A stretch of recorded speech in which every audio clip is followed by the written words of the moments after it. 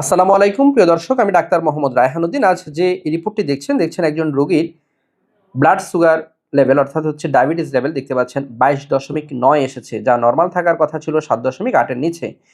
দেখতে পাচ্ছেন ওনার cholesterol level এসেছে 1866, ট্রাইগ্লিসারাইড লেভেল অর্থাৎ টিজি 1866, যা নর্মালি থাকার কথা ছিল 150-এর নিচে।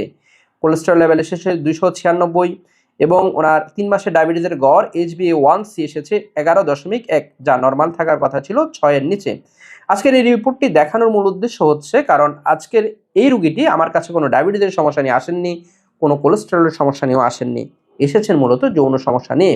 দ্রুত বীর্যপাত, উত্থানজনিত সমস্যা, এই ধরনের সমস্যা নিয়ে আসার পর ওনাকে কিছু রুটিন চেক আপ আমি দেই এবং এই রুটিন চেক আপের মধ্যে দেখা যায় যে ওনার এই রিপোর্টটি, যা দেখে তিনি নিজেও অবাক হয়েছেন। শুনবো ওনার মুখ থেকে। কেমন আছেন আপনি? আলহামদুলিল্লাহ। আলহামদুলিল্লাহ।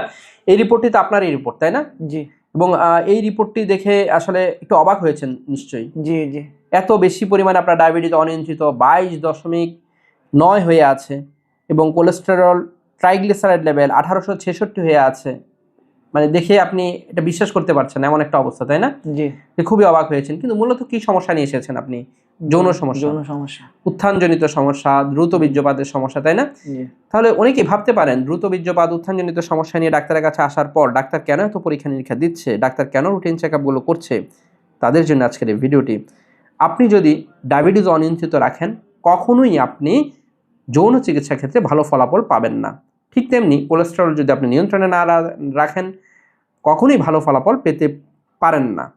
আপনি আপনার ডায়াবেটিস, কোলেস্টেরল, থাইরয়েডের সমস্যা, উচ্চ রক্তচাপ অর্থাৎ রুটিন যে বিষয়গুলো শরীরের, সেগুলো আপনাকে অবশ্যই নিয়ন্ত্রণে রাখতে হবে। তাহলেই একমাত্র ভালো ফলাফল পাওয়া সম্ভব। প্রিয় দর্শক, তাহলে ডায়াবেটিসের সাথে আপনার যৌন সমস্যার সম্পর্কিত রয়েছে, কোলেস্টেরলের সাথেও কিন্তু যৌন সমস্যা সম্পর্কিত রয়েছে। অবশ্যই এই বিষয়গুলো আপনাকে নিয়ন্ত্রণে রাখতে হবে। তাহলেই একমাত্র যৌন চিকিৎসার ক্ষেত্রে ভালো ফলাফল পেতে পারেন। প্রিয় দর্শক, যারা মনে করেন যে ডাক্তারের কাছে যৌন চিকিৎসার জন্য আসলাম, কেন এতগুলো পরীক্ষা দিচ্ছে? কারণ এই পরীক্ষাগুলো না করলে আপনার শরীরে অন্যান্য যে বিষয়গুলো রয়েছে, প্যারামিটারগুলো রয়েছে, সেগুলো যদি ভালো না থাকে তাহলে যৌন চিকিৎসা আপনি ভালো ফলাফল পেতে পারবেন না। সেজন্যই রুটিন কিছু চেক আপ আপনাকে করতেই হবে। প্রিয় দর্শক, যারা যৌন চিকিৎসা করতে চান, অবশ্যই আপনার শরীরের অন্যান্য প্যারামিটারগুলো অর্থাৎ ক্রনিক ডিজিজগুলো আপনাকে নিয়ন্ত্রণে রাখতে হবে। সকলকে ধন্যবাদ জানিয়ে শেষ করছি। আসসালামু আলাইকুম।